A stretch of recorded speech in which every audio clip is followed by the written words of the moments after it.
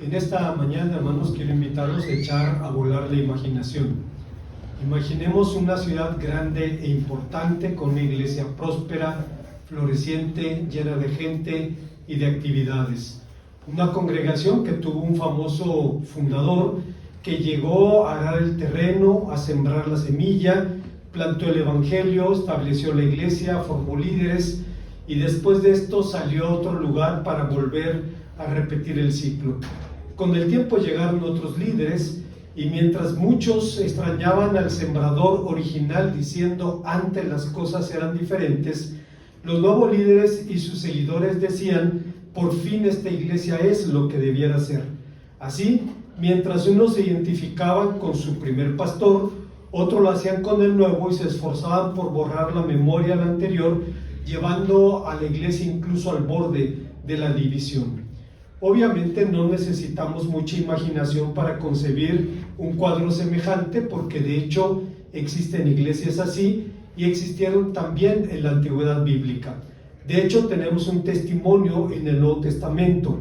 Pablo lo describe en su primera carta a los Corintios afirmando: así que yo, hermanos, no pude hablaros como espirituales, sino como a carnales y niños en Cristo, pues habiendo celos y divisiones entre vosotros, no sois carnales y andáis como hombres, porque uno dice yo soy de Pablo, el otro yo soy de Apolos, no sois como los hombres del mundo. Se ha dicho por esta razón que las cartas del Nuevo Testamento le quitaron el techo a la iglesia primitiva, permitiéndonos ver su interior. Y así, si la carta a los romanos es profiláctica, es decir, tenía como propósito advertir a la iglesia de los problemas que Pablo había visto en otras comunidades cristianas, la correspondencia a los corintios es terapéutica, es decir, busca el apóstol curar aquellos males, aquellas enfermedades que adolecían a la iglesia. Pero es claro, hermanos, que el más grande de sus males fue aquello a lo que podemos llamar el espíritu corintio, es decir, el espíritu de división. En respuesta, Pablo exhorta en su carta a los creyentes a estar perfectamente unidos, lo que nos enfrenta a la pregunta ¿qué significa este llamado? Veamos, hermanos, las respuestas que el texto nos ofrece. Antes de pensar, hermanos, en las enseñanzas de este pasaje, debemos recordar que cuando tenemos la oportunidad de leer los documentos del Nuevo Testamento, nos damos cuenta que las comunidades cristianas de aquel tiempo no eran muy distintas a las nuestras. A final de cuentas, Pablo dice en su carta a los romanos que lo que se escribió en la Biblia se escribió para que por nuestra exhortación, por la exhortación de la Escritura tengamos esperanza y tengamos también consuelo. En otras palabras, está diciendo que situaciones que vemos en la Biblia las vamos a vivir en la antigüedad y podemos encontrar verdades que nos permiten enfrentar y superar estas situaciones. Aquí Pablo llama a los creyentes a la unidad cristiana, lo que nos lleva a la pregunta ¿qué significa esto? Y hay cuando menos tres respuestas que encontramos en el pasaje. La primera de ellas es que significa hablar una misma cosa. Existen términos, hermanos, en nuestro vocabulario cristiano: comunidad, unanimidad, uniformidad, que por compartir la misma raíz suelen utilizarse de manera indistinta, aunque tienen diferencias significativas. En este texto Pablo habla de la unanimidad. De manera muy general, la unanimidad es definida como el consejo que se llega cuando un grupo de personas se ponen de acuerdo para realizar un ejercicio de alguna acción. Al hablar de unanimidad se entiende que todo aquel que estuvo de acuerdo con esta moción o dictamen debe someterse a votación. Obviamente esta definición tiene un carácter eminentemente político. Se limita a las normas que hacen posible el fundamento de una sociedad. Pero cuando el Nuevo Testamento habla de unidad o de unanimidad, habla de mucho más que de un ideal o un valor social. No es pues casualidad que Pablo utilice una serie de expresiones para cifrar estas ideas. En Filipenses capítulo 2, versículo 2, exhorta a los creyentes a la unanimidad, que según la etimología significa armonía del alma, o como decía como decía A.T. Robertson, almas que laten juntas con Cristo, que las une las unas con las otras. En 1 Corintios capítulo 10 utiliza la expresión estar unidos, que significa hacer que las personas quieran compartir esto en unidad perfecta. El verbo se utiliza para apuntar a la gente a la cual se le devuelve la armonía. ¿Qué significa entonces ser unánimes en la palabra? Describe esta expresión, hermanos, a la unidad de la fe. En la historia evangélica y particularmente de los bautistas, uno de los predicadores más influyentes del pasado, cuyo ministerio sigue vigente hasta el presente, es Charles Haddon Spurgeon. Fue un predicador británico del siglo XIX a quien se le apodaba el príncipe de los predicadores. Cuando digo esto, hermanos, recuerdo una anécdota que narra la hermana Maru, la hermana de la Librería del Rey, quien decía que en alguna ocasión alguien llegó a su librería buscando un libro que se llama Buenos días Espíritu Santo, de un chiflado ahí que escribe tonterías. Y la hermana le dijo: no vendemos esos libros aquí. ¿Qué tienes sobre el Espíritu Santo? Dice: tengo un libro sobre el tema de Charles Spurgeon. ¿Y quién es ese? Ah, mire, ese tenía un apodo. Le decían el príncipe de los predicadores, no el rey es Jesucristo, el príncipe nada más. Dice: bueno, entonces déjeme llevar el libro para leerlo. Decía Susan Thompson, la viuda de Charles Spurgeon, que cuando el hermano murió, dice, su lucha por la fe le ha costado la vida. Sin embargo, nunca se arrepintió del camino que había escogido, porque en medio de aquello se sintió impulsado de la misma forma que Martín Lutero cuando dijo: no puedo hacer otra cosa. La razón de las palabras de Thompson fue una situación de depresión que agudizó los problemas de salud de Spurgeon, causada por su amarga lucha contra el liberalismo. Cuando la Convención Bautista de Inglaterra recibió en su seno a predicadores que se burlaban de la inspiración de la Biblia, que se burlaban de la inerrancia de las Escrituras, que hacían del tema de la salvación un asunto de bromas, Spurgeon decidió abandonar su amada fraternidad porque no podía mantener la comunión con el sacrificio de la lealtad del Evangelio. Pero la unanimidad de la palabra va incluso más allá. Significa ponerse de acuerdo en el modo de expresarse en puntos de vista importantes respecto al mensaje de la palabra de nuestro Dios. En otros términos significa hablar de aquello que redunde la paz y la edificación del cuerpo de Cristo. Cuando la Convención Bautista de Inglaterra empezó a recibir predicadores que se burlaban de la Biblia, que para quienes la salvación era motivo de chistes, que se burlaban de la inspiración de la Biblia, de la inerrancia de las Escrituras, Spurgeon tuvo que romper con la convención. Amaba ese grupo, era un elemento importante de esa organización, y dijo: no puedo compartir la comunión con alguien que se burla así de la palabra de nuestro Dios. Y eso partió su corazón. Lo triste, hermanos, es que uno de los hermanos carnales de Spurgeon se convirtió también al liberalismo.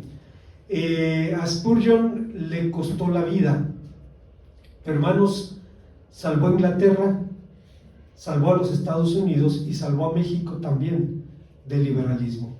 A partir de allí, los evangélicos en México tenemos una línea conservadora en términos doctrinales, debido al hecho de que alguien tuvo que hacer frente a esto, y aunque le costó la vida, decía su viuda, Susan Thompson, decía: llegó al punto al que llegó Martín Lutero cuando dijo: aquí estoy, no puedo hacer otra cosa.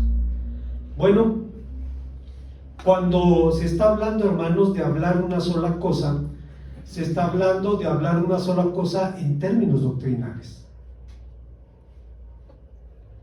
La palabra de Dios tiene un solo mensaje. Siempre que digo esto, recuerdo a mi hermana Blanca Pérez. Mi hermana dice: yo nunca tuve una mala experiencia en la Iglesia Católica, no tengo resentimientos allí. O sea, nunca viví una mala experiencia. Mis recuerdos todos son gratos, son buenos. Dice: pero cuando mi hermano Arturo se convirtió, dice, yo pensé que tenía que estudiar la Biblia para combatir la herejía y para regresarlo a la verdad. Dice la hermana Blanca: pero yo no sabía que la Biblia tiene un solo mensaje, no tiene dos, no tiene tres. Dice: y cuando me enfrenté con el mensaje de la Biblia, me di cuenta que aunque no tenía resentimiento con la fe tradicional, sin embargo no podía permanecer allí porque no predican el Evangelio. Dice: tuve que salir de allí. Después se convirtió su hermano Luis, y su papá, don Simón, decía que le echaba un montón porque todos los hijos y los nietos eran protestantes y nada más él era católico, ¿no? Pero decía la hermana: cuando vas a la palabra de Dios encuentras un solo mensaje. Y hablar una sola cosa no significa opinar lo mismo o repetir las mismas palabras. Hay grupos religiosos, hermanos, en donde, por ejemplo, el uso de la barba era una prohibición tácita entre los testigos de Jehová. No se podía usar la barba. Y cuando se les demandaba la razón por la cual no se podía usar barba, no había una respuesta. Sencillamente es: no lo puedes usar porque yo te digo, decían los ancianos. Después se supo que el cuerpo gobernante, el grupo que dirigía la organización, quería evitar que la gente identificara a los testigos de Jehová con los grupos de izquierda, que en los años 70 eran barbudos todos, ¿no? Hay una canción cubana que dice: viva los barbudos, ¿no? Después de que triunfó la revolución. Y entonces, para hacer una separación, no puedes usar la barba, bajo ninguna circunstancia. Incluso hubo personas que fueron expulsadas del grupo por rebelarse y decidir dejarse la barba. Hermanos, hablar una sola cosa no significa eso. Hablar una sola cosa significa hablar lo mismo respecto al Evangelio. Pablo dice, por ejemplo, en otras palabras, significa hablar de aquello que redonde la paz y la edificación del cuerpo de Cristo. Pablo dice: vestidos del nuevo hombre creado según Dios, en la justicia y la santidad de la verdad, por lo cual, desechando la mentira, hablad cada uno a su prójimo, ¿verdad? Porque somos miembros los unos de los otros. Airaos, pero no pequéis. No se ponga el sol sobre nuestro enojo, ni deis lugar al diablo. Ninguna palabra corrompida salga de vuestras bocas, etcétera, etcétera. Comentando este texto, dice: hermanos, no murmuréis los unos a los otros, dice Santiago. Y William MacDonald, un predicador del siglo pasado, decía: aquí se nos presenta una práctica condenada en las Escrituras, y es la práctica de chismear, murmurar, criticar a los demás y hablar con palabras corrompidas. Todo esto, en cualquier otro mal uso de la boca, está condenado. Chismear significa revelar información o rumores acerca de personas que los denigre o los desprestigie. En otras palabras, la información se da de manera ruin y cruel. Por regla general va acompañada del secreto y la confidencialidad, y por eso se habla de dos mujeres en una iglesia que hablaban y la una le decía a la otra: Eloísa me dijo que tú le dijiste lo que te dije de ella y te pedí que no se lo dijeras. La otra replicó: qué chismosa, le dije que no te dijera lo que te dije. La primera le dice: bueno, también yo le dije a Eloísa que no te dijera lo que me dijo, así que no se lo digas a nadie. Hermanos, así funciona el mundo.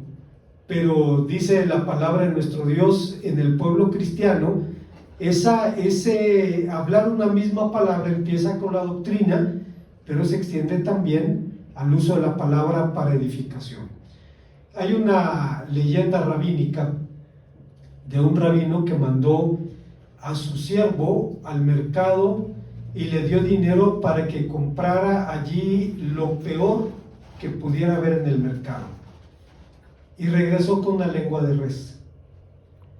Al otro día le dio dinero otra vez y lo mandó para que encontrara o comprara lo mejor que encontrara en el mercado, y regresó con una lengua de res. Y la explicación era que la lengua puede ser lo peor o lo mejor. Puede servir para glorificar a Dios, para edificar al prójimo, o puede servir para destruir el cuerpo de Cristo.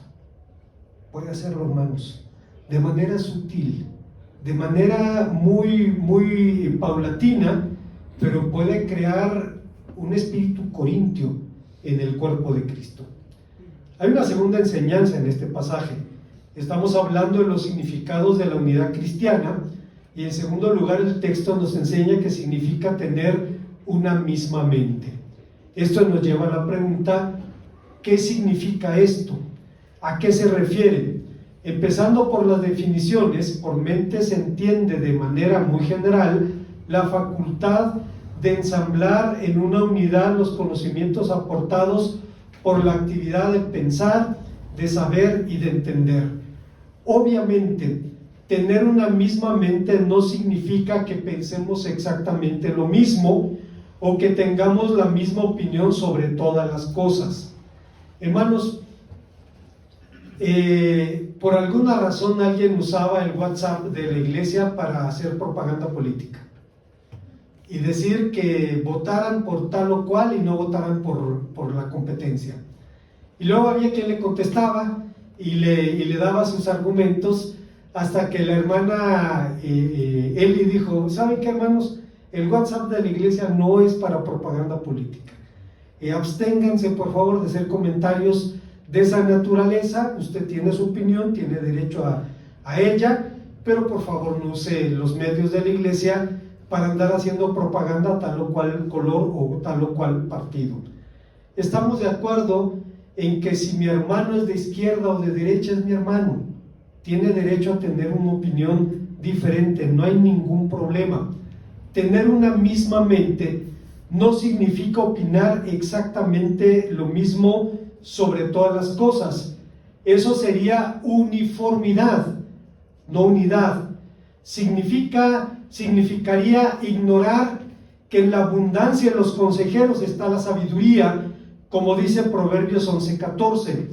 Incluso en el matrimonio, una relación de dos cuya meta es llegar a ser uno solo, es imprescindible a la diversidad, es decir, contar la opinión del uno y del otro, pues de otra manera no podríamos ser ayuda idónea. Y con los años, hermanos, en algún momento todos llegamos a aprender que necesitamos, por ejemplo, escuchar la opinión de la esposa. Cuando menos nos evitamos el índice de fuego, cuando menos nos invitamos que nos digan en nuestra cara: te lo dije, te lo dije. Hay que aprender que Dios nos habla también así, a través de la esposa.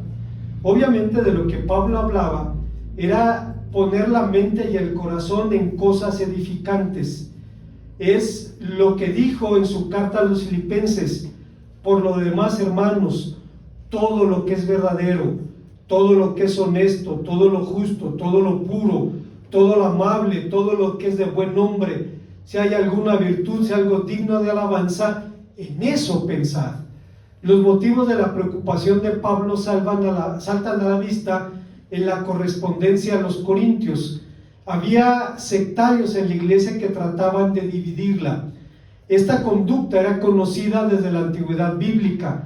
Salomón dice en el libro de los Proverbios que el hombre perverso provoca contiendas y el chismoso separa incluso a los mejores amigos. Decía Carlos Spurgeon: hay fulanos, dice, de los que estoy seguro que si los dejaran ir al cielo, harían que los ángeles se pelearan. Y es cierto, hermanos, hay personas así. Pablo instruye a Tito sobre el tema: al hombre que causa divisiones después de 1 o 2 amonestaciones, deséchalo, sabiendo que el tal se ha pervertido, peca y está condenado por su propio juicio. Curiosamente, cuando pensamos en un hereje, pensamos en alguien que sostiene puntos de vista distintos a las verdades bíblicas. Pensamos en Arrio, en Montano, en Marción, en Pelagio, etcétera, que vivieron los primeros siglos de la historia cristiana. Sin embargo, esta división de hereje es limitada. El Nuevo Testamento traduce hereje como el hombre de divisiones. William MacDonald dice al respecto: muchas traducciones modernas traducen el hombre faccioso en lugar de hereje. Una persona facciosa es aquella que está obstinada en provocar una escisión en el pueblo de Cristo, montarse en su caballo de batalla para provocar división en la iglesia.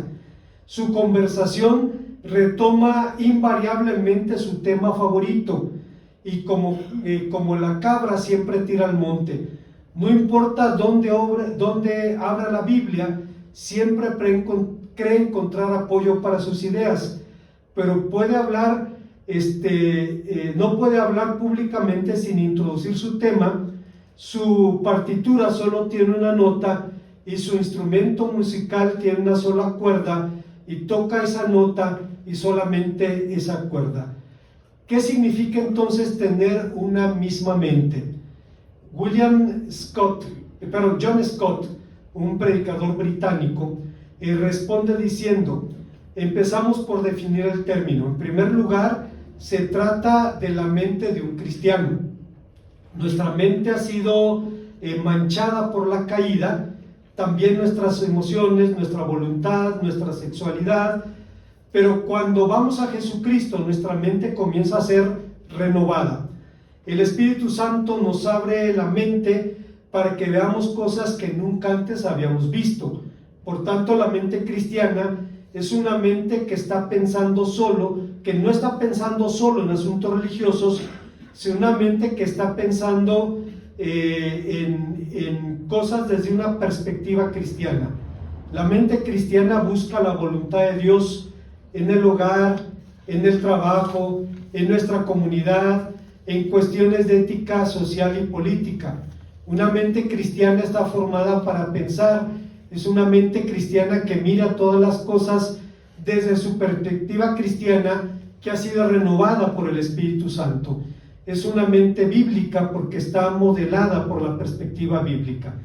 Recuerdo, hermanos, hace unos años, un hermano de Indiana, si mal no recuerdo, muy conservador en sus puntos de vista, muy bíblico, y decía en alguna ocasión: dicen que tengo una mente muy estrecha y debo reconocerlo. Dice: este es el ancho de mi mente. Nada más eso. Tomaba su Biblia y ponía sus 2 dedos, y lo que quería decir es: mi mente se limita a lo que enseña y a lo que dice la palabra de nuestro Dios. La mente cristiana reconoce a Dios como una realidad suprema dentro y más allá de todo fenómeno. La realidad del Dios viviente y el hecho de que la Biblia se centra en Dios son indispensables para la mente humana. La Biblia es un libro hecho por Dios acerca de Él mismo. Hasta se podría decir que es la autobiografía de Dios. Dios se revela a Él mismo a través de las Escrituras. Se describe como Creador, como Señor, como Redentor, como Padre y como Juez. Y por tanto la mente cristiana está centrada en Dios, está centrada en Jesucristo. Cuando Pablo exhorta a los cristianos de Corinto a pensar una misma cosa, está exhortando a los creyentes a pensar en Jesucristo, pensar en Dios. Hay una tercera y última enseñanza en este pasaje. Estamos hablando de los significados de la unidad cristiana, y el texto nos enseña que significa vivir de acuerdo a un mismo parecer. Finalmente, Pablo exhorta a los cristianos a ser de un mismo sentir, y aquí la palabra sentir significa mente también, nomi. Una vez más enfrentamos a la pregunta, ¿qué significa esta expresión?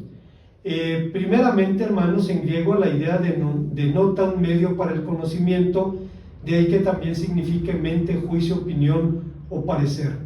En su carta a los Filipenses, Pablo exhortaba a los creyentes diciendo: por tanto, si hay alguna consolación en Cristo, si algún consuelo de amor, si alguna comunión en el Espíritu, si algún afecto entrañable, si alguna misericordia, completad mi gozo, sintiendo lo mismo, teniendo el mismo amor, unánime, sintiendo una misma cosa. Nada hagáis por contienda o por vanagloria, antes bien con humildad, estimando a los demás como superiores al mismo, no mirando cada uno por lo suyo propio, sino cada uno también por lo de los demás. Sentir es virtual sinónimo de parecer. ¿Cuál es la fuente de este sentir? Es el sentir de Cristo, es la mente de Cristo, y debemos recordar que Pablo nos llama en 1 Corintios 2:16 a tener precisamente esa mente. Pero como dijimos anteriormente, una mente cristiana no es una mente religiosa. Pensar así equivaldría a tratar de dibujar una línea entre las aguas del mar, a levantar una barrera artificial entre lo espiritual y lo material. Cuando digo esto, hermanos, recuerdo al pastor Manuel Martínez, pastor de la Iglesia Bautista Betel en la Ciudad de México. Ya es grande, pero sigue pastoreando la iglesia. Recuerdo cuando era profesor del seminario, en una clase pidió a los discípulos, a los alumnos, que con toda honestidad hicieran un esquema en donde pudieran indicar qué porcentaje de sus actividades al día eran espirituales y qué porcentaje eran seculares. Algunos dijeron 50 y 50. Otros más honestos decían, no, pues 30 para las espirituales, 70 para las seculares, y cada quien tenía un porcentaje distinto. Y al final el pastor dijo, pues eso es una falacia, es una mentira, eso no existe. En la vida cristiana no hay esa división entre actividades seculares y actividades espirituales. Todo tiene que ver con lo espiritual. Lo que hicieres de palabra o de hecho, hacerlo como para el Señor. Se traduce en nuestra manera de vivir y de servir en el mundo. Hay profesiones que son más fácilmente identificadas como apostolados: la medicina, el magisterio. Pero el hecho de que alguien se dedique a soldar un tanque, por ejemplo, y no conozca a los beneficiarios de su servicio, no significa que sea menos responsable delante de Dios por hacer un buen trabajo, porque a final de cuentas la Biblia dice: lo que hicieres de palabra o de hecho, hacerlo como para el Señor. Y si usted tuviera que soldarle un tanque al Señor, ¿cómo se lo soldaría? De la mejor manera posible. El hecho de que no conozca a los beneficiarios de su servicio no significa que sea menos responsable delante de Dios y delante de ellos, porque cuántas vidas se han perdido por un tornillo que no estaba bien ajustado, y cuántas se han salvado porque alguien hizo bien su trabajo. Bueno, no hay esa diferencia. Una mente cristiana es más bien una mente que piensa cristianamente, es decir, que valora las cosas, incluso las seculares, desde una perspectiva cristiana. Harry Blamers, un discípulo de C.S. Lewis, dice que una mente cristiana es una mente entrenada, informada y equipada para manejar datos de controversia secular en un marco de referencia construido con presuposiciones cristianas. Dicha mente tiene 6 rasgos distintivos. Primero, está orientada a lo sobrenatural. La mente cristiana mira más allá del tiempo y apunta a la eternidad. Mira más allá de la tierra, mira al cielo y mira al infierno. Y mientras tanto, habita en un mundo que Dios creó y sostiene, por el cual se preocupa grandemente. 2. Una mente cristiana es una mente consciente de la maldad. La mente cristiana sabe que el pecado ha pervertido las cosas más nobles, convirtiéndolos en instrumentos de una vanidad hambrienta. 3. Una mente cristiana tiene una clara concepción de la verdad. La mente cristiana sabe que la revelación divina es inalterable. 4. Una mente cristiana está sometida a la autoridad. Sabe que Dios ha revelado, lo que Dios ha revelado demanda nuestra sujeción, nuestra sumisión, y no es una atadura de igual a igual, sino la sujeción de la criatura frente a su creador. 5. Una mente cristiana se preocupa por la persona. La mente cristiana conoce el valor de la persona humana en contraste a la servidumbre, a la máquina o a las cosas. Y 6. Una mente cristiana es sacramentalmente casta. La mente cristiana reconoce el amor sexual como uno de los instrumentos más eficientes de Dios para que el hombre abra su corazón a la realidad. Hermanos, la verdad es que cuando una persona entra en una relación con otro ser humano, empieza a dimensionar realmente las demandas y las bendiciones de la voluntad de nuestro Dios. No es extraño que la relación de Cristo con su iglesia sea descrita como un matrimonio. Y esto permite que el ser humano pueda crecer a la imagen y a la semejanza de Dios. Dios me permitió pastorear siendo soltero y hacerlo siendo casado, y hay un abismo de diferencia. El soltero es dogmático, el soltero habla de memoria, el soltero dice lo que dice la letra, el casado sabe la realidad y se mete en los zapatos del otro y puede entender que necesita ser paciente, tolerante y crecer a la imagen y a la semejanza de nuestro Dios. ¿Cómo adquirimos la mente de Cristo? John Stott responde: en resumen, debemos recordar nuestro llamado como cristianos a un doble escuchar. La mente de Cristo, la mente cristiana estará atenta a la revelación de Dios para tener una perspectiva real y teocéntrica de la vida, y está atenta al mundo para poder actuar concretamente en la historia, haciendo el bien y combatiendo el mal. Una mente cristiana no se ocupa solamente de Dios, sino que reconoce e involucra la realidad humana, no es escapista.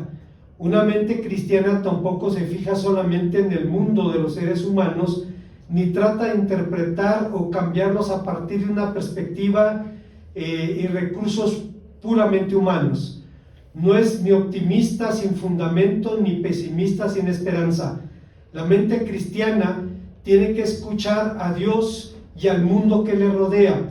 Esa es la tarea, formar una mente cristiana. El escuchar a Dios y al mundo no es una tarea para cristianos solitarios, más bien una tarea que requiere una comunidad cristiana en su conjunto. La iglesia debe ser en la práctica una comunidad que interpreta la palabra de Dios, que escucha la palabra de Dios, que la discierne y trata de ponerla por obra, respondiendo de esa manera a las necesidades del mundo actual. En este doble escuchar a la palabra y al mundo, en la compañía e instrucción de los otros miembros de la Iglesia de Dios, se va desarrollando una mente cristiana. Entonces empezamos a pensar como Dios espera que lo hagamos, teniendo la mente de Cristo. Como conclusión, fiel a su estilo, Augusto Monterroso, un escritor centroamericano, contaba un cuento breve sobre ciertas plantas que de alguna forma tenían el espíritu corintio. En el centro de la selva existió hace mucho una extravagante familia de plantas carnívoras que con el paso del tiempo llegaron a adquirir conciencia de su extraña costumbre, principalmente de las constantes murmuraciones que el viento traía de la ciudad. Sensibles a la crítica, poco a poco estas plantas, hermanos, tenían la costumbre de devorarse las unas a las otras, o devorar carne más bien. desarrollaron repugnancia a la carne hasta que llegó el momento en que ese repudio llegó incluso al grado de asquearse de tal manera que dejaron de comer carne y se volvieron vegetarianas. A partir de ese día se comen solamente las unas a las otras y viven tranquilas, olvidando su infame pasado. Pues hermanos, eso puede pasar en la iglesia de Dios. Decía mi hermano Martín Pereda, que está con el Señor ahora: yo solo conocí la calumnia cuando me convertí. Dice, en el mundo nunca me habían calumniado hasta que me convertí y llegué al ministerio. El día que se despidió de su iglesia, les dijo a los hermanos: nunca codicié a sus esposas, nunca codicié a sus hijas, nunca tomé nada de lo suyo. En ese sentido no tengo ninguna deuda con ninguno de ustedes. Y tenía razón, era un hombre íntegro. Pero él decía, de la calumnia yo supe hasta que me convertí. Y puede ocurrir, hermanos, en el pueblo de Dios. Como las plantas carnívoras, los grupos humanos llegamos a consensos, pero la unanimidad cristiana no es fruto de un consenso. La unanimidad cristiana es fruto de la unanimidad de Cristo, es una unanimidad de Cristo, en Cristo y por Cristo. En el más estricto de los sentidos es fruto de la oración sacerdotal. Su marco de referencia es el más alto posible. El Señor Jesucristo dijo: a los que me has dado, guárdalos en tu nombre, para que sean uno, así como tú y yo somos uno. Alguien dijo de este planteamiento: el significado de este pasaje es discutido. Después de todo, es bien claro que si no se ve a la luz del contexto, descubrimos que Cristo no ruega aquí porque todas las denominaciones cristianas lleguen a ser un grupo inmenso, exactamente como hoy día buscan los movimientos ecuménicos. Pero hermanos, debemos recordar que cuando Cristo oró así, no existían las denominaciones. Tampoco pide de forma vaga la unidad esencial del Padre y del Hijo pueda reproducirse en los discípulos, aunque sea verdad que la unión de los creyentes procede y es el reflejo de la unidad de las personas de la Trinidad. Cristo pide que los discípulos sean constantemente uno en su posición frente al mundo, en otras palabras, que permanezcan unidos en amor y en la defensa de la verdad, así como el Padre y el Hijo son constantemente uno. Una vez más, hermanos, si imaginamos una iglesia grande, próspera, en una iglesia rica, en una ciudad rica, importante, no es necesario esforzarnos mucho, porque en el mundo hay iglesias así. Y en la antigüedad bíblica también las hubo. La hubo en Corinto, una iglesia increíble por la cantidad de recursos humanos, ministeriales, económicos con los cuales contaba. Pero la gran falencia, la gran falla de la iglesia de Corinto, a la cual Pablo debió haberle escrito cuando menos 4 cartas, y seguramente las 4 cartas también, las 2 que tenemos, pero en la primera a los Corintios Pablo dice, os he escrito en la primera. Significa que había una carta previa que está dentro del cuerpo de las 2 que tenemos, pero son cuestiones de las que no vamos a hablar en este momento. Escribió seguramente 4 cartas debido a que era una iglesia importante, influyente, pero afectada por el espíritu corintio. Un riesgo, hermanos, de las iglesias es que en la medida en que crecen se abren más a esa posibilidad. Y hay personas por eso que quieren que la iglesia sea un grupo cerrado, en donde se pueda preservar la comunión a precio incluso del ministerio de la iglesia, que es abrirse a los de fuera, alcanzar a los perdidos. Pero la enseñanza paulina sigue vigente. cuando habla a los cristianos diciendo que sean de una misma palabra, de un mismo pensar y de un mismo sentir, a final de cuentas está hablando que tanto la palabra, el pensar y el sentir se derivan de Jesucristo. Después de eso, en política usted puede creer lo que quiera. Los cubanos dicen, para los gustos se hicieron los colores, no hay ningún problema. En cuestiones secundarias no hay ningún problema. En los hechos, hay iglesias que se han dividido por el color de la pared, por el color de las cortinas. Ha llegado una división debido no al color de la pared, sino al espíritu corintio que estaba fermentando al pueblo de Dios, hasta que hubo el mínimo pretexto para llevar al cuerpo de Cristo a la división. Y qué terrible, hermanos, debe ser responsable de mutilar el cuerpo de Cristo. La palabra de Dios nos advierte sobre eso y nos dice incluso que aquel que cree estar firme, mire que no caiga. Nuestro deber es edificar y bendecir a nuestros hermanos, al pueblo de Dios, para gloria suya, para bendición nuestra. Oremos al Señor. Gracias, Padre Santo, porque nos permites venir a tu palabra y encontrar una seria advertencia frente a realidades que siguen vigentes en tu pueblo. Y tu palabra dice que la cizaña crecerá junto al trigo, razón por la cual tenemos que apercibirnos mirándonos a nosotros mismos, revisando, Señor, nuestras actitudes, nuestra conducta, nuestras palabras, nuestros pensamientos, nuestros sentimientos, para llevarlos sujetos en cautividad a Cristo nuestro Salvador. Que sea así, te lo rogamos en su nombre.